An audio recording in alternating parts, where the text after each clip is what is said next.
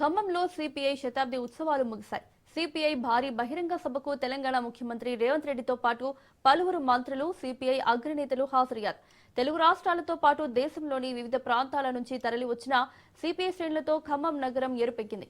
ఎన్నో త్యాగాలతో సిపిఐ ప్రస్థానం మొదలైందన్నారు ఆ పార్టీ జాతీయ ప్రధాన కార్యదర్శి డి రాజా. ప్రధాని మోదీ అమెరికా ముందు తల ఉంచారని ఆయన మండిపడ్డారు.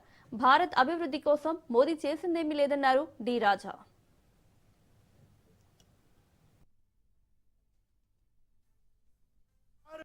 బీజేపీ అంటే బీజేపీ భారతీయ జనతా పార్టీ కాదు, ఇది బ్రిటిష్ జనతా పార్టీ. బ్రిటిషర్స్ విభజించు, పాలించు, పేదవాళ్లను అణగదొక్కు అన్న ఆలోచన బ్రిటిషర్స్ నుంచి ఇచ్చిన ఆలోచనతోటే ఈనాడు మనల్ని అణిచివేయాలని చూస్తుంది. ఇవాళ పేదల కోసం, రైతు కూలీల కోసం, భూమి లేని నిరుపేదల కోసం యూపీఏ ప్రభుత్వంలో ఆనాడు కమ్యూనిస్టు కాంగ్రెస్ పార్టీ కలిసి జాతీయ ఉపాధి హామీ పథకాన్ని తీసుకొస్తే ఈనాడు జాతీయ ఉపాధి హామీ పథకం. ఆసియాలోని అతిపెద్ద గిరిజన జాతరల్లో ఒకటిగా పేరొందిన నాగోబా జాతర వైభవంగా ప్రారంభమైంది. ఇది కేవలం ఒక ఉత్సవం మాత్రమే కాదు, తరతరాలుగా వస్తున్న ఆదివాసీల సంస్కృతి, సాంప్రదాయాలు, వారి జీవన వైవిధ్యానికి అద్దం పట్టే ఒక గొప్ప వేదిక. పుష్యమాసం ఆరంభంలో ఆకాశాన్ని నెలవంక కనిపించిన రెండవ రోజు నాగోబా దేవాలయంలో గోండలంతా హాజరై జరగాల్సిన కార్యక్రమాలపై చర్చిస్తారు. అనంతరం చైత్రమాసం పౌర్ణమి మరుసటి రోజు కొత్త కుండలు తయారు చేసి పవిత్ర గోదావరి జలాలు తీసుకొచ్చేందుకు కాలినడకన గోదావరి నదికి చేరుకుంటారు. ఇలా 70 కిలోమీటర్ల వరకు కాలినడకన వారం రోజుల పాటు ప్రయాణం చేసి జారి అని కలశంలో పవిత్ర గోదావరి నీటితో పూజలు నిర్వహిస్తారు. దైవ సన్నిధిలో నవవధువుల పరిచయ కార్యక్రమం అనంతరం ఘనంగా జాతర ప్రారంభమవుతుంది. ఇలా వారం రోజుల పాటు నాగోబా జాతర కొనసాగుతుంది.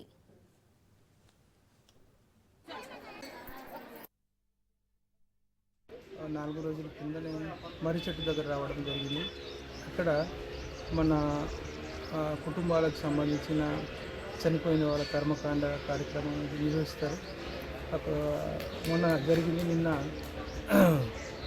వాళ్ళకు విశ్రాంతి ఉన్నది. ఈరోజు మరి అక్కడ మర్రి చెట్టు నుంచి ఈ పూజా కార్యక్రమానికి ఇప్పుడు రావడం జరిగింది. అంటే ఇప్పుడు మనకు 10-10:30 ఆ లోపల వస్తారు. అక్కడి నుంచి మనకు ఆడపడుచులతో, అల్లులతో తయారై ఇక్కడ వచ్చి వైసీపీని ఉద్దేశించి మాజీ ఎంపీ విజయసాయిరెడ్డి ఆసక్తికర ట్వీట్ చేశారు. ఏపీలో వైసీపీ ప్రస్థానం ప్రారంభించక ముందు నుంచే జగన్ కు అత్యంత సన్నిహితుడిగా పేరున్న విజయసాయిరెడ్డి రాష్ట్రంలో ప్రభుత్వం మారిన కొన్నాళ్లకే రాజకీయాలకు, ఎంపీ పదవికి, పార్టీకి గుడ్ బై చెప్పేసి వ్యవసాయం చేసుకుంటానని ప్రకటించారు. అయితే జగన్ చుట్టూ ఉన్న కోటరీ మీద మాత్రం విజయసాయిరెడ్డి పంచులు ఇంకా కొనసాగుతూనే ఉన్నాయి. ఇదే క్రమంలో తాజాగా విజయసాయిరెడ్డి ఎక్కడా జగన్ పేరు ఎత్తకుండానే ఎక్స్ వేదికగా ఓ పోస్ట్ పెట్టారు. జగన్ పేరు ప్రస్తావించకపోయినా గతంలో విమర్శలు గుప్పించిన కోటరీని టార్గెట్ చేస్తూ విజయసాయిరెడ్డి ఆసక్తికర ట్వీట్ చేశారు. అదే సమయంలో జగన్ ను తాజాగా అమెరికా బందీగా చేసుకున్న వెనిజులా అధ్యక్షుడు నికోలస్ మదురో ప్రస్తావనను గుర్తు చేస్తూ జగన్ కళ్లు తెరవక ముందే మదురో గతే పడుతుందని అర్థం వచ్చేలా విజయసాయిరెడ్డి చేసిన ట్వీట్ చర్చనీయాంశంగా మారింది.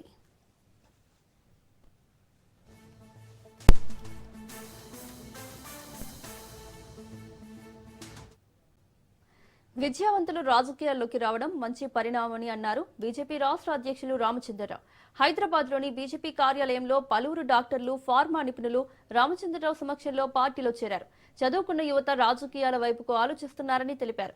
మోదీ నేతృత్వంలో జెన్సీ నాయకత్వం ఉరకలు వేస్తోందని చెప్పారు. దేశంలో రోజు రోజుకు దేశ వ్యతిరేక శక్తులు పెరుగుతున్నాయని, వ్యతిరేక శక్తులను ఎదుర్కోవాలంటే తాము కూడా శక్తిగా ఎదగాలని కోరారు.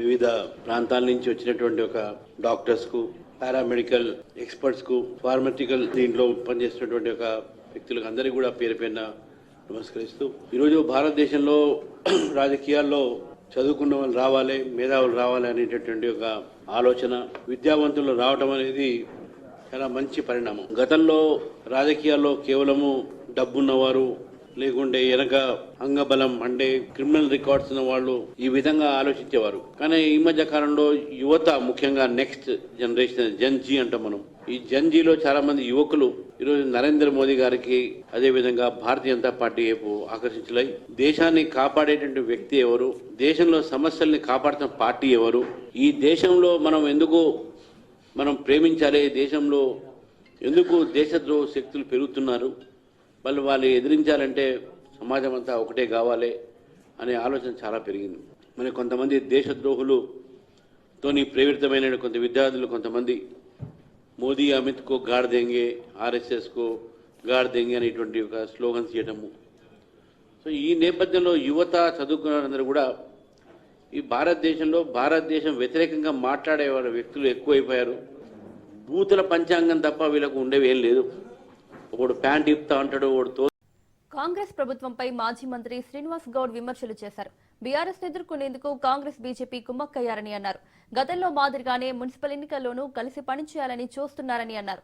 అందుకే కాంగ్రెస్ బీజేపీ నేతలు ఒకరిపై ఒకరు పొగడ్తలు చేసుకుంటున్నారని ఫైర్ అయ్యారు. ఏదుల కానీ ఒట్టెం కానీ కర్మిల కానీ 90% కంప్లీట్ అయింది. వాస్తవం కాదా? ప్రాజెక్టులు ఈవెన్ ఉదయనాపూర్ నుంచి కర్మిన వరకు ఉన్నటువంటి టన్నెల్ కూడా 100% కంప్లీట్ అయింది. వాస్తవం కాదా? ఇదే ఉత్తమ్ కుమార్ రెడ్డి గారు టన్నెల్లో దిగుతూ నడుస్తూ విలేకరుల దగ్గర ఏ మాట మాట్లాడిండు, అరే ఇంత బ్రహ్మాండంగా ఎట్లా కట్టిండ్రు అన్నమాట. వాస్తవం కాదా? జిల్లాలు రద్దు చేస్తామంటున్నారు. 3 జిల్లాలు రద్దు చేస్తారు. మీరు వచ్చి చేసేది కాంగ్రెస్ ప్రభుత్వం అంటే జిల్లాలు రద్దు చేయాలి, మేము కంప్లీట్ చేసిన పనులను ఆపాలా. బీఆర్ఎస్ పై ప్రభుత్వ విప్ ఆది శ్రీనివాస్ ఫైర్ అయ్యారు. ఖమ్మం సభలో తెలుగుదేశం పార్టీ గురించి సీఎం మాట్లాడితే హరీష్ రావు ఉలిక్కి పడుతున్నారని అన్నారు. రేవంత్ రెడ్డికి అన్నం పెట్టిన వాళ్ళని మర్చిపోయి వాళ్లకు సున్నం పెట్టే అలవాటు లేదని అన్నారు. తెలంగాణ ప్రయోజనాల కోసం తనకు రాజకీయంగా అండగా నిలిచిన టీడీపీని హుందాగా విడిచి కాంగ్రెస్ లో చేరి దోపిడీదారులపైన పోరాడి ముఖ్యమంత్రి అయ్యారని అన్నారు.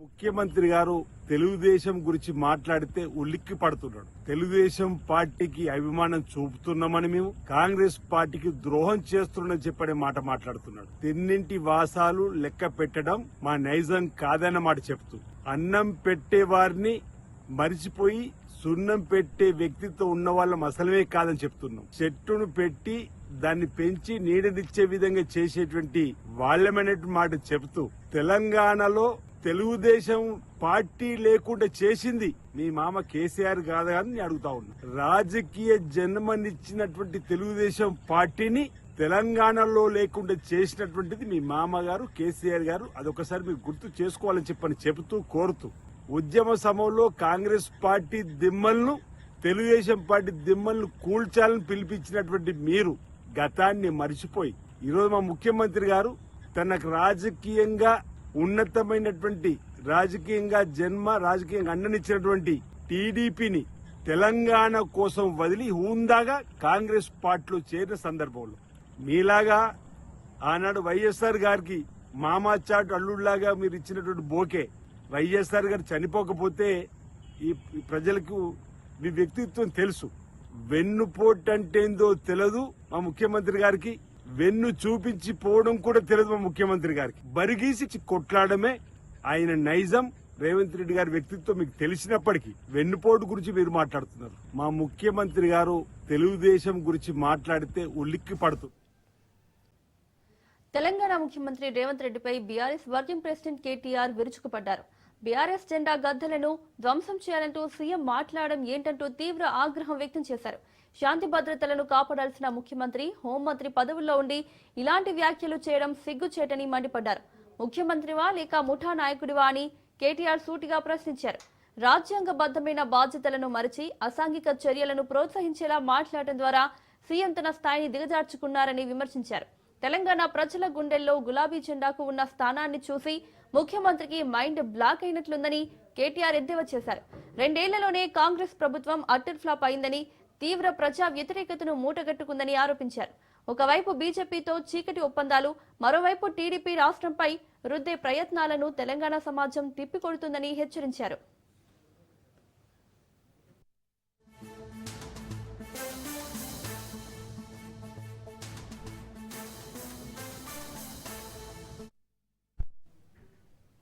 ముఖ్యమంత్రి రేవంత్ రెడ్డి ఖమ్మంలో చేసిన వ్యాఖ్యలపై మాజీ మంత్రి హరీష్ రావు ఆగ్రహం వ్యక్తం చేశారు.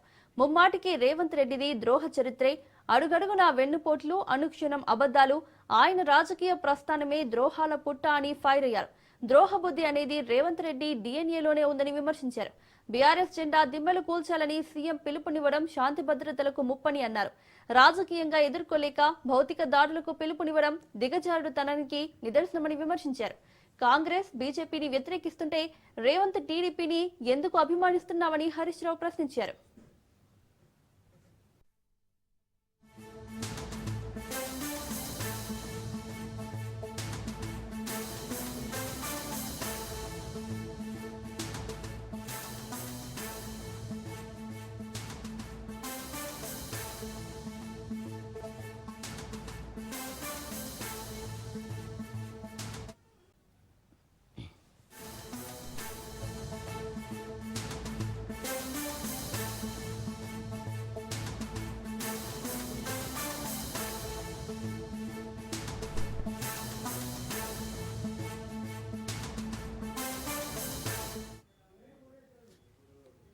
బ్రేకింగ్ న్యూస్ చూస్తున్నాం.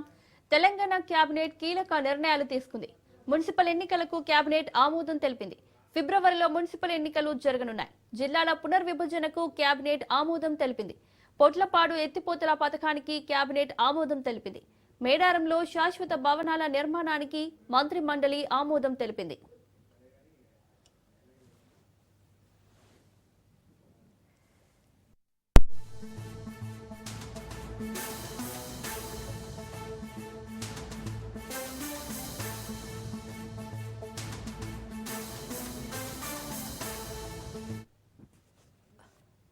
తెలంగాణ కేబినెట్ కీలక నిర్ణయాలు తీసుకుంది. మున్సిపల్ ఎన్నికలకు కేబినెట్ ఆమోదం తెలిపింది. ఫిబ్రవరిలో మున్సిపల్ ఎన్నికలు జరగనున్నాయి. జిల్లాల పునర్విభజనకు కేబినెట్ ఆమోదం తెలిపింది. పొట్లపాడు ఎత్తిపోతల పథకానికి కేబినెట్ ఆమోదం తెలిపింది. మేడారంలో శాశ్వత భవనాల నిర్మాణానికి మంత్రి మండలి ఆమోదం తెలిపింది.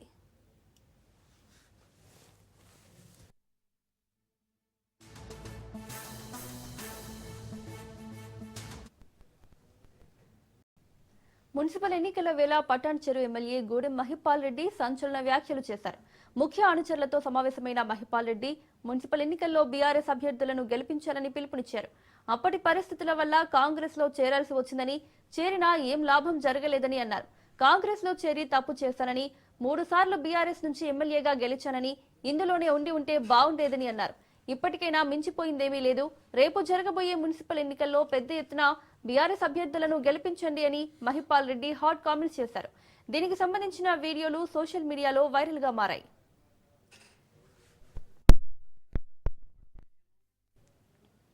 మరోవైపు ఇప్పటికే మహిపాల్ రెడ్డి బీఆర్ఎస్ ముఖ్య నేతలకు టచ్ లో ఉన్నారని అంటున్నారు.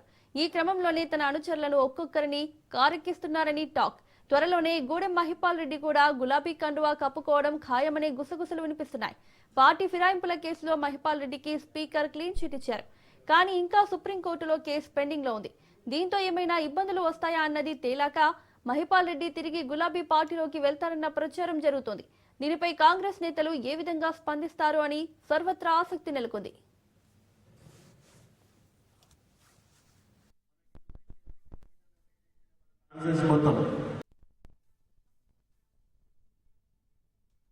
అప్పుడున్న పరిస్థితులను బట్టి ఒక అడుగు తప్పుటట్టు వేయడం జరిగింది. వేసినా మనకు అక్కడ ఏమాత్రం గిట్ట నియోజకవర్గానికి, నియోజక ప్రజలకు, నాకు ఎక్కడ ఒక ఎంటిక మందము లాభం జరగలేదు. అన్ని కోర్టు ద్వారానే చూసుకుంటా ఉన్నాం. కాబట్టి అందుకే ఆలోచన చేసి ఈరోజు కన్న తల్లిదండ్రులను మరవకుండా 3 సార్లు నాకు టికెట్ ఇచ్చి మీ అందరి ఆశీర్వాదంతో బీఆర్ఎస్ పార్టీ మీద గెలిచినాం. కాబట్టి రేపు మనకందరికి అందరూ కష్టపడి చేసిర్రు, మున్సిపాలిటీలు చేసిర్రు, నియోజకవర్గ స్థాయిలో ప్రజలందరూ చేసిర్రు. ఇప్పుడు 5 మున్సిపాలిటీలలో 104 మంది కౌన్సిలర్లు ఉన్నారు. 5 మున్సిపాలిటీలలో 104 మంది కౌన్సిలర్లు.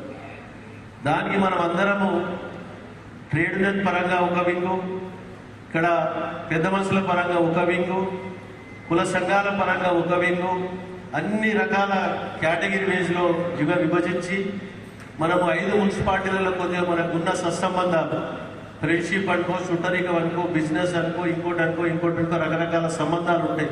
మనకి 20 కిలోమీటర్ల రేడియేషన్ మన కాన్సెన్స్ మొత్తం.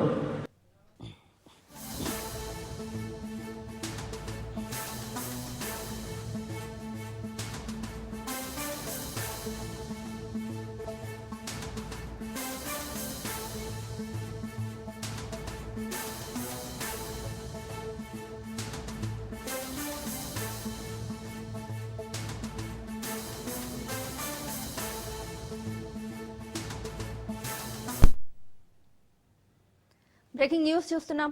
స్పెయిన్ లో ఘోర రైలు ప్రమాదం జరిగింది. ఈ ప్రమాదంలో 21 మంది మృతి చెందారు. హై స్పీడ్ రైలు పట్టాలు తప్పడంతో ప్రమాదం చోటు చేసుకుంది. పట్టాలు తప్పి మరో రైలును హై స్పీడ్ రైలు ఢీకొట్టింది. ఈ ఘటనలో 100 మందికి పైగా తీవ్రంగా గాయపడినట్లు సమాచారం. క్షతగాత్రులను వెంటనే ఆసుపత్రికి తరలించారు.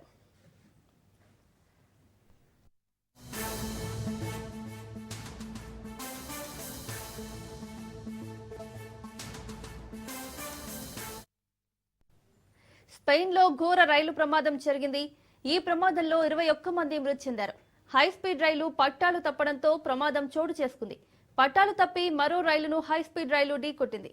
ఈ ఘటనలో 100 మందికి పైగా తీవ్రంగా గాయపడినట్లు సమాచారం. క్షతగాత్రులను వెంటనే ఆసుపత్రికి తరలించారు.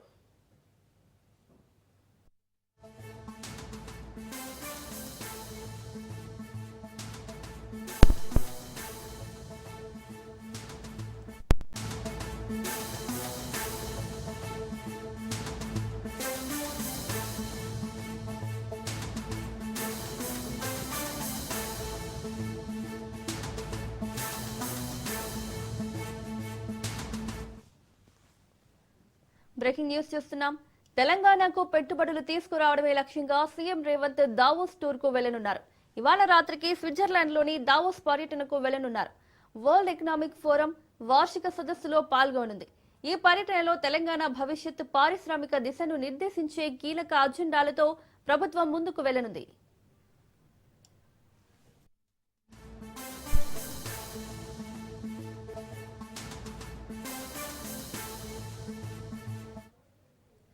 ఈసారి దావోస్ వేదికగా రాష్ట్ర ప్రభుత్వం ప్రతిష్టాత్మకంగా రూపొందించిన next gen life sciences policy 2026-30ను ఆవిష్కరించనుంది. సీఎం రేవంత్ రెడ్డి, మంత్రి శ్రీధర్ బాబు అంతర్జాతీయ పారిశ్రామిక దిగ్గజాల సమక్షంలో ఈ కొత్త విధానాన్ని ప్రకటించనున్నారు. లైఫ్ సైన్సెస్ రంగంలో తెలంగాణను గ్లోబల్ హబ్ గా మార్చడమే ఈ పాలసీ ప్రధాన లక్ష్యం.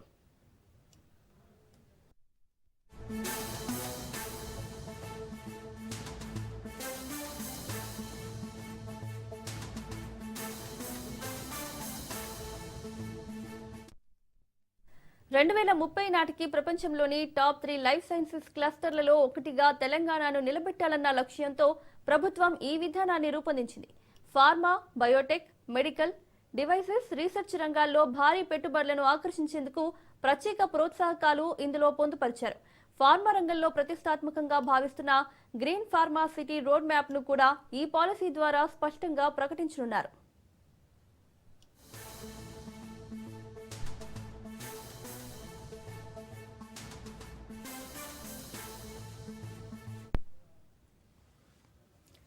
ఈసారి Davos tour artificial intelligence, semi కండక్టర్లు, life sciences, green energy, aerospace, IT data సెంటర్లు, లాజిస్టిక్స్ వంటి కీలక రంగాల్లో పెట్టుబడులు సాధించడంపై ప్రభుత్వం ప్రత్యేక దృష్టి పెట్టింది. తెలంగాణలో పరిశ్రమలకు అనుకూల వాతావరణం, మౌలిక సదుపాయాలు, నూతన విధానాలను సీఎం రేవంత్ రెడ్డి అంతర్జాతీయ వేదికపై వివరించనున్నారు.